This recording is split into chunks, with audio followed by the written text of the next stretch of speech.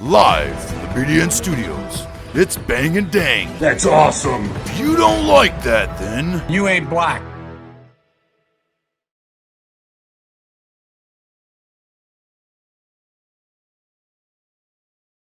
Welcome back to Battle of the American Civil War with your host, Bang and Dang. We are officially wrapping up the year 1862 right here on this podcast. Shit's about to get real, boys. It's about to get real, entering literally the Deadliest year.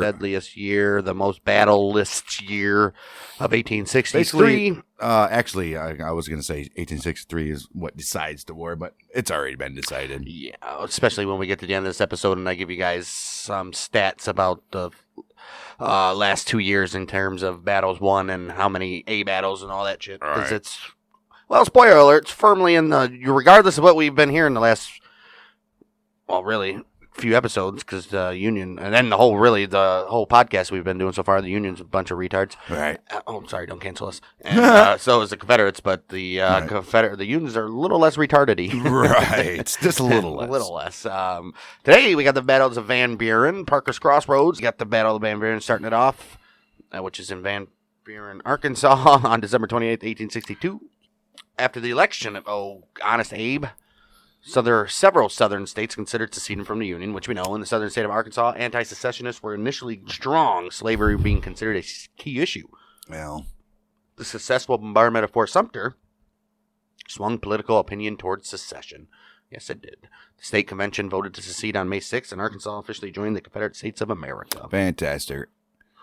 After significant military activity in Mizzou throughout 1861, Major General Earl Van Dorn of the Confederates formed the Army of the West in Arkansas, early March 1862. From forces commanded by Missouri State Guard Major General Sterling Price and Confederate Brigadier General Ben McCullough. Van Dorn moved his army north towards the Union. Army of Major General Samuel Curtis, but was defeated handily at the Battle of Pea Ridge, which we did. And we did. March 7th and March 8th, 1862. Right. After defeat at Pea Ridge, Van Dorn moved most of his Confederate soldiers and supplies in Arkansas east of the Mississippi River and into Tennessee, leaving very little military organization in that state of Missouri. In May, Major General Thomas Hindman was placed in command of Confederate forces in Mizzou, with a task of rebuilding Confederate strength in the area. It's like, we lost the freaking Mississippi River. Well, all but two spots, Vicksburg and another one. Although Hindman was successful in rebuilding Confederate strength and stabilizing the military situation. In Arkansas. Sorry, not Missouri. Right. In Arkansas. His methods were unpopular and sometimes extra legal. Can't have that. He was replaced by Major General Theo. Wouldn't extra legal be more than legal? Right. Extra legal. More legal is illegal, actually. Right. Extra legal. He was replaced by Major General Holmes, who arrived at Little Rock on the 12th of August, 1862. Well, Hindman retained a field command under Holmes and pushed the troops under his command into northern Arkansas and southwestern Missouri. His command was known as the First Corps of the Army of Trans-Mississippi. Oh, no. Holmes and Hindman returned to Little Rock in September, leaving his troop. Holmes had Hindman return to Little Rock in September, leaving his troops where they were. Oh, shit. A militia officer, Brigadier General James S. Raines of the Missouri State Guard, commanded in Hindman's absence. No shit. Despite winning the first battle of Newtonia, which we just covered not too long ago, under the command of Colonel Douglas H. Cooper and Joseph O. Shelby, the Confederates in southwestern Missouri withdrew in early October as Union troops commanded by Brigadier Generals James G. Blunt, Yo Beautiful, and John Schofield approached. Fantastic. Union commands were then combined by Schofield into the Army of the Frontier. Hindman returned from Little Rock on October 15th. Some of Schofield's men had entered Arkansas, but in early November, Schofield withdrew all of them except for Blunt's division to Springfield, Mizzou. Well, the Confederate Hindman decided to attack the Union forces divided. And after his cavalry fought with Blunt in the Battle of Cane Hill, Which was 2 episodes ago, I believe, now. he began moving north across the Boston Mountains on the 3rd of December. The mountains were high, rugged, and brushy. Union troops commanded by Brigadier General Francis Herron began a long movement from Springfield on the 4th of December to reinforce Blunt. Well, late on December 6th, Hindman learned that Huron had arrived to reinforce Blunt and would be in the area the next day. In response, Hindman changed his plan to strike Huron from first at Prairie Grove and then attack Blunt. Instead of acting Instead of acting aggressively against Huron as planned on December 7th, Hinman took up a defensive position and awaited Huron's assault. Okay. I think it's Huron, right? Huron. Hinman's men fought with Huron's until Blunt's men arrived and turned the tide for the Union. Hinman realized that his battered army did not have enough food or ammo to fight again, and with the Union having been reinforced, he fell back to Van Buren, beginning the night after the battle. Fantastic. Forage for horses was scarce in the Van Buren area, and Hinman sent some of his cavalry, commanded by Brigadier General Marmaduke, 100 miles to the south to Lewisburg. He said, we need some horses, man. Do it. While at Van Buren, Hinman's force also suffered greatly from disease and desertion. Van Buren was located on the north bank of Arkansas River, with Fort Smith to the southwest on the south bank of the river. The Arkansas River provided a key communication and transportation pathway in a state largely devoid of infrastructure. Agricultural. And the Arkansas River Valley was an agricultural area important for feeding the Confederate Army. North of the river were the Boston Mountains. Boston Mountains, huh? Hinman decided that it would be impractical to keep the majority of his force north of the Arkansas River in Van Buren, given the condition of his army, right, and pulled most of his men to the south of the Arkansas to Fort Smith. Smart. He then left one infantry regiment and some artillery in Van Buren. Okay. Some Texas cavalry commanded by Lieutenant Colonel Richard Philip Crump was posted at Dripping Springs, which is about 8 miles north of Van Buren. He had instruction to guard the roads from the north, despite Crump having previously been... he was previously reprimanded for inattentiveness. Right. He's like, hey, man, you don't pay attention to nothing, but hey, make sure you block these roads to keep these guys from coming over here. You are our first stop of defense here, boys. Holmes visited the Van Buren area on the 21st of December and ordered Hinman to withdraw his forces to Lewisburg, where the men could be better supplied via the river, obviously. According to historian Ed Beers, Hinman decided to leave the brigades of Brigadier General John Roan's Texas Cavalry and Cooper's Native American troops in the area of Fort Smith and the Indian Territory, although Roan's brigade was soon disbanded due to heavy desertion and was replaced with the Brigade of Arkansas Infantry, commanded by Colonel Robert Shaver. People are just rolling out there, huh? They're like, dude, we have no food, have no weapons, no ammo, shoes got holes in them, and you guys want it? No, I'm sorry. I'm out. Well, Hinman began to move the sick and any supplies not needed for the rear guard out of Fort Smith on December 23rd. Main Confederate force began withdrawing on December 26th and were still loading supplies into river transports without a sense of urgency on December 28th. 28th, there were about 5,000 Confederates in the area, primarily south of the Arkansas River. Well, after resting for 3 days following Prairie Grove, Huron and Blunt decided to move south against Hinman with 8,000 men, although this movement was delayed by a heavy snowstorm. The weather eventually broke, and late on Christmas Day, the two Union forces decided it was time to resume the advance. After spreading disinformation on the 26th of December that the Union thrust was headed for Huntsville, the movement began the next morning with 8,000 men and 30 cannons. Even back in the 1860s, they're spreading disinformation. Jeez. Union troops traveled during cold weather and over ground that was in places covered with snow. No shit. Right. Artillery and wagons had difficulty moving through thick mud. Bet they did.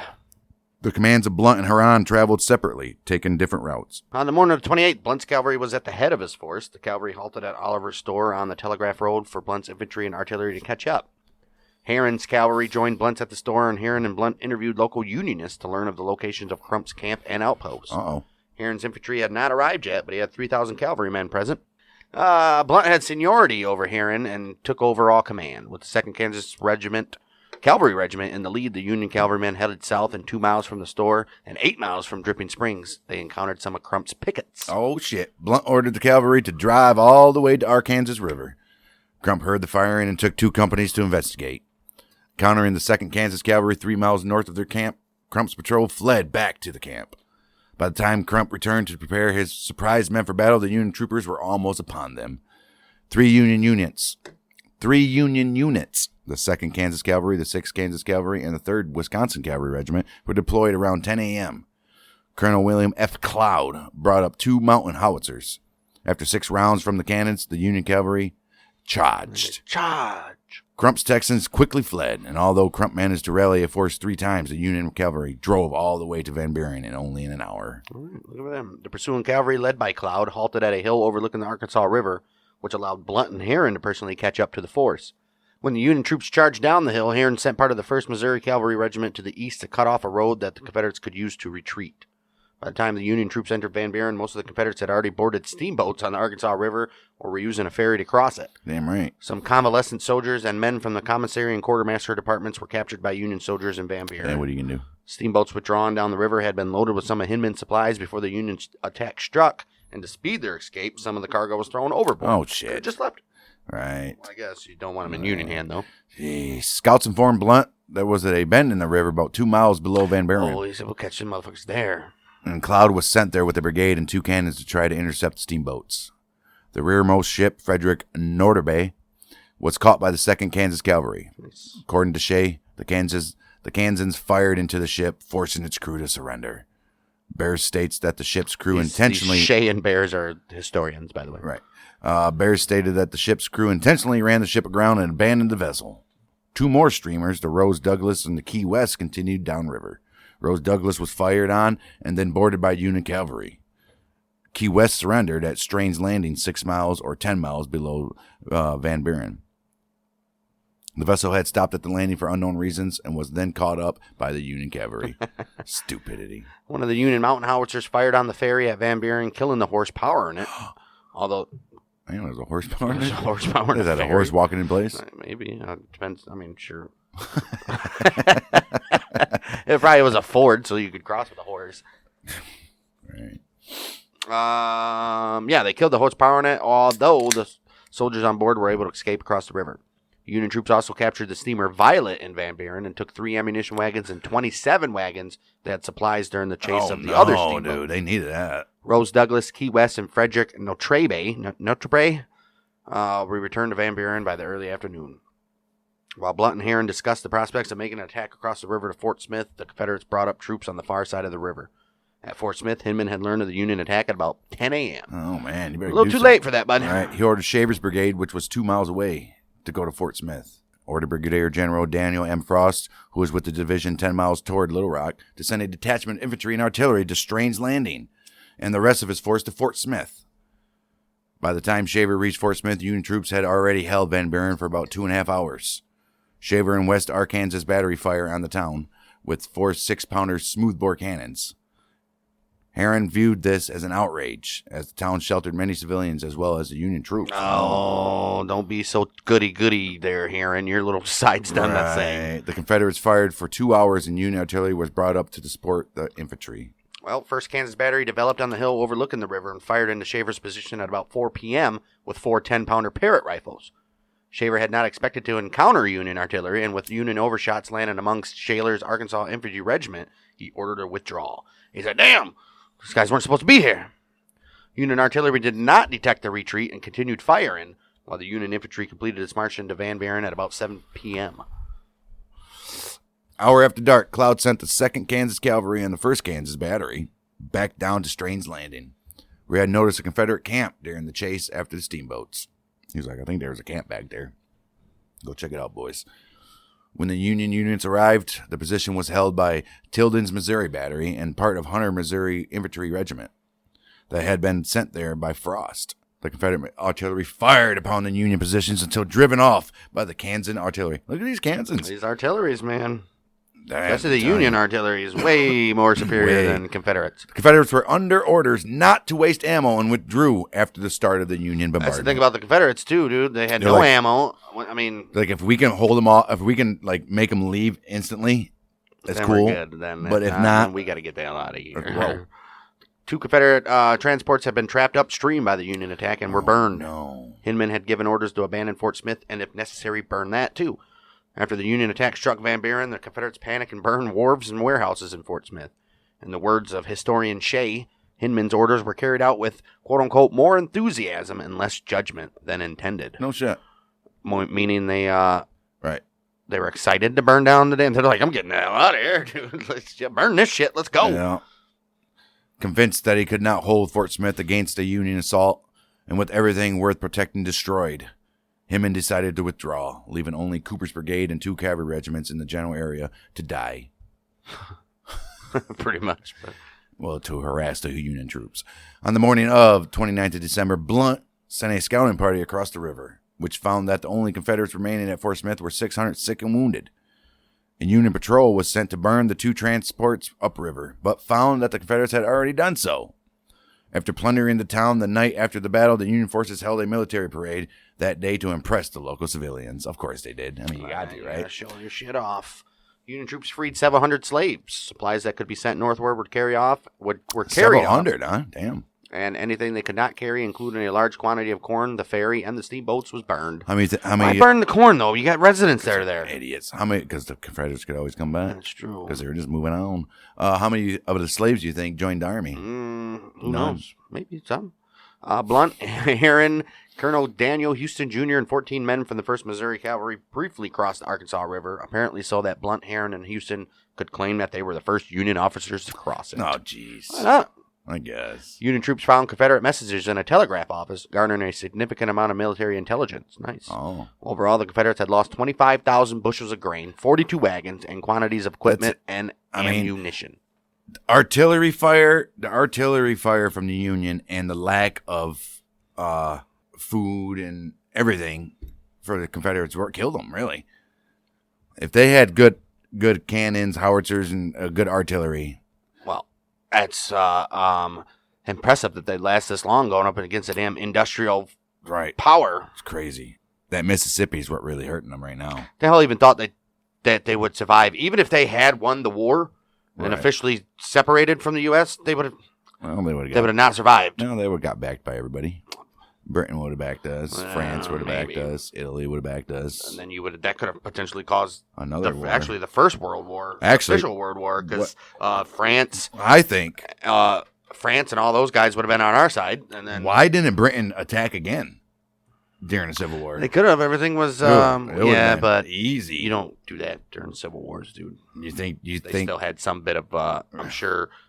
Right. And Britain was probably like, okay, if the Confederates win, we're going in. Because that's going to be a shit show. Although the War of 1812.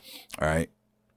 The War of 1812 was going on at the same time that the Napoleonic Wars was going on in Europe. It was. And Britain was heavily engaged in that war. Right. And so they couldn't really send a lot of people to fucking Canada. Because that's where all the British came from. Right. But they still managed to burn the damn White House, so. Dude, they did it. We technically should have lost that war, Should have. I don't know why we didn't. I don't know how, but we did. Freaking crazy. And we weren't even, we had to fight our own. We couldn't send anything over to Britain to blow up their freaking towns. Right. Blunt could not operate a supply line across the Boston Mountains and decided to withdraw that very day. We don't really need to be here. Right. Heron led the withdrawal with infantry and artillery, leaving after sunset. Schofield caught up with the expedition during Heron's withdrawal, but allowed Blunt to remain in command despite Schofield being the senior officer. He's like, no. Schofield didn't want to. He's like, whatever, dude. He's like, we're just going somewhere. Right. I'm just going to follow you. Blunt left Van Buren with the cavalry on the 30th of December, and the raid was over the next day. When the Union troops arrived at Ray's Mill, they're like, it's over. We're in Ray's Mill. Right. According to BDN archives, Union losses were 2 killed and 6 wounded. But the Encyclopedia of Arkansas reports that Union losses of 1 man killed and 5 wounded. So they switched it. Right. Right. Confederate losses were not known, but BDN estimates about 12 were killed, 24 wounded, and a few hundred captured and then paroled. Right. This is the thing, too. They're paroling all these guys. They don't want these guys taking their supplies. Got to feed them and all that shit. I better not catch you again because I'll kill you this time. Most of them go home. Yeah, I don't know about that. Right. Back home to their regiments. Right. January 8, 1863, only parts of 2 Confederate cavalry regiments and 1 infantry regiment remained at Fort Smith. Holmes ordered Hinman to abandon the Fort Smith area, and the Confederates spent the beginning of 1863 retreating to Little Rock. Damn. I wouldn't abandon that area. I would call for reinforcements. No, that's not. Well, clearly, they don't have none. Right. Cooper's men then went to the Indian Territory, and a small force led by William Steele remained at Fort Smith. Union troops captured this post on September 1st, 1863, which I'm sure we'll get to. Right. Battles at Prairie Grove and Van Buren had broken Confederate strength in the region. It did. See, as I'm saying, they should have been there. The historian Shelby Foote wrote that, practically speaking, Hinman had no army. He didn't. Cavalry raids and guerrilla warfare continued in the area, but fighting between large-scale armies did not occur in the region after Prairie Grove and Van Buren. I can expect Arkansas is pretty much done. Arkansas is out. Moving on. That was a nice little battle there. Decent. Artillery. Always. The thing that hurt the Confederates was jumping on those ferries. Yeah. Oh. Stand your the grounders. steamers, at least. Right. Yeah. I'm sure. I don't know why they would do that. You're a sitting duck in the middle of the damn river, pretty much. Yeah, and they're like, "Oh, there's a bend up here. Well, let's just go wait for them." Stupid. The battle at Parker's Crossroads is our next battle. It was fought on December 31st, 1862. Confederate Brigadier General Nathan Bedford Forrest's expedition into West Tennessee neared its conclusion. Union Brigadier General Jerimiah Sullivan, with brigades of Colonels Cyrus Dunham and John Fuller, attempted to cut Forrest off from withdrawing across the Tennessee River. Dunham from the north, Forrest from the south march routes brought them into contact at Parker's Crossroads. It really was a crossroad, wasn't it? On New Year's Eve, 1862. Skirmishing began around 9 a.m. with Forrest taking an initial position along a wooded ridge northwest of Dunham at the intersection. Confederate artillery gained an early advantage. Well, that's something I've never said before. Early, though. The Confederate or the Union's full artillery is probably not even in place yet. Dunham pulled his brigade back a half a mile and redeployed facing north. His Federals repelled frontal feints until attacked on both flanks and rear by Forrest's mounted and dismounted troops. During a lull, Forrest sent Dunham a demand for unconditional surrender. Right. Dunham refused and was preparing for Forrest's next attack. And how often does that happen where the Confederates are sending the Union guys? Dunham refused and was preparing for Forrest's next attack when Fuller's Union Brigade arrived. See, that's why he wasn't surrendering. He was like... They arrived from the north and surprised the Confederates with an attack on their rear. Ooh. Confederate security detachments had failed to warn of Fuller's approach. Oh, no. Charge him both ways, ordered Forrest. The Confederates briefly reversed front, repelled Fuller, then pushed past Dunham's demoralized force and withdrew south to Lexington. Damn! It was like, you ain't taking us alive, motherfuckers! After the fight, Forrest was able to cross the Tennessee River. Both sides claimed this battle as a victory, but the Confederate claims to appear to have more credence. Yeah! Right. They were pretty much boxed in and said, bitches, we're getting out of here. The land upon which the Battle of Parker's Crossroads took place, now traversed east and west by Interstate 40, and north and south by Tennessee State Route 22. Located midway between Memphis and Nashville. The nearby town has grown considerably since the interstate highway opened in the late 1960s. I bet. I can name a lot of towns like that. Developers and investors are constantly looking at the battlefield area for business development, making preservation efforts particularly urgent. They need to do this shit. Yeah. Do it. Meow. 368 acres of the battlefield have been saved thus far, all by the American Battlefield Trust. I mean, that's plenty. As long as they're important. You got to build. I'm sorry. You got to build. Right. Just because a Union soldier might have stepped foot on that ground, get the hell out of here.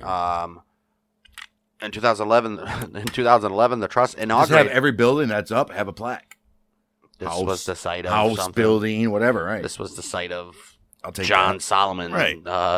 Ate lunch here during the Civil War or some shit. General Grant used to spit his chew here. Right. Ding! Or dump it. Fucking Stonewall Jackson ate a biscuit and fell asleep under a tree right here. This is the tree. Right.